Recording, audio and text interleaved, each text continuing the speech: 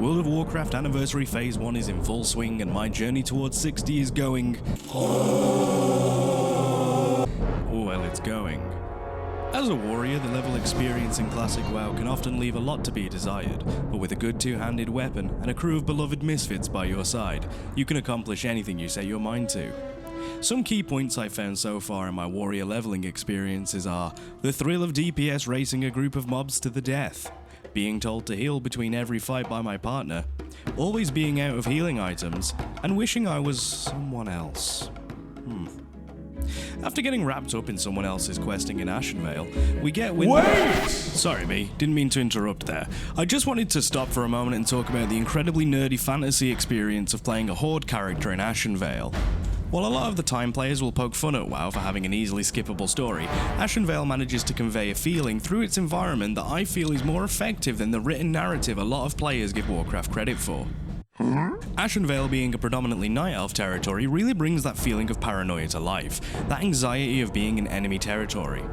See, up until this point, as a Horde player, we've been subjected to the lovely grey of Tirisfal Glades and the orange and tan deserts of Durotar and the Barrens.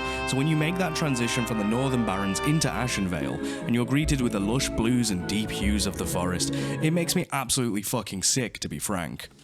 It was then that I realised my purpose as a member of the Horde, no, a proud, colourblind Forsaken, it was my purpose in Ashenvale to disrupt and exploit this would-be Fey realm for all it's worth. The quests involving the sons and daughters of Cenarius, in particular the Sacred Flame, I found to be great fun, as I couldn't help but grin happily while I buried my blade into the head of a dumbfounded dryad. Anyways, we get wind of a Scarlet monastery graveyard run being organised by our guildies. We hot-foot it over to Tirisfal Glade and meet up with the homies.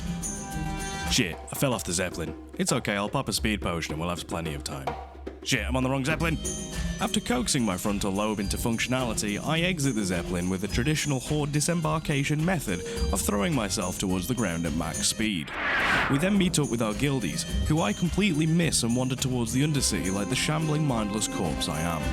It's been a long week at work. I suppose I can be forgiven for not noticing my guildies as they are all in disguise.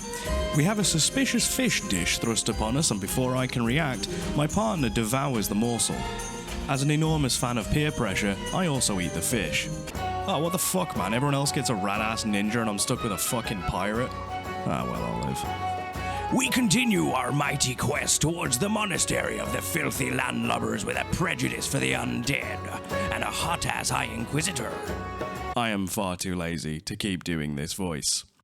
We arrive at the instance, and being slightly too low a level for this dungeon, I feel inadequate and helpless as our enemies resist our attacks and otherwise give very little of a fuck about our advances.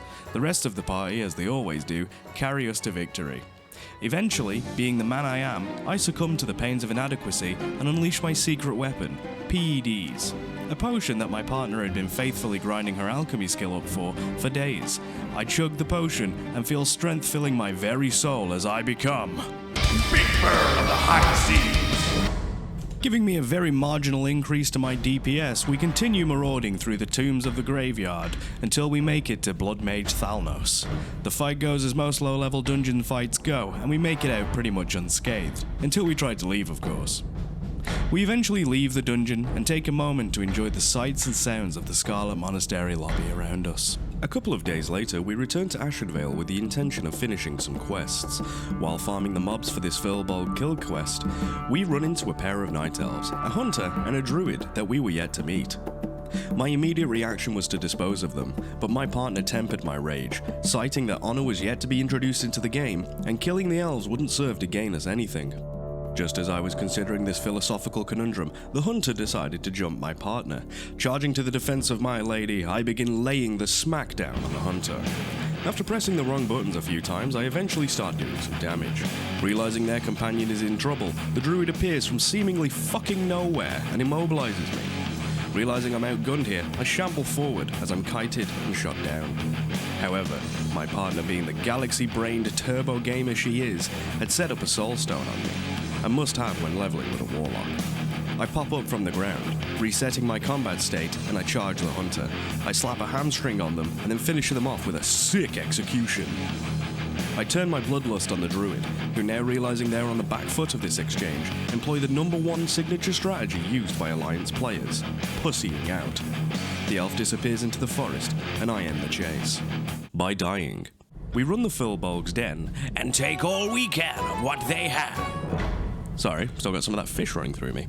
After completing all of the quests in the den, and I do mean all of them, paid no attention to the empty cage where there should be an escort quest, it is finally time for us to leave Ashenvale and move on to the lush green vistas of Stranglethorn Vale. Wow, there's a lot of vales here. Where I'm sure we will make no shortage of friends.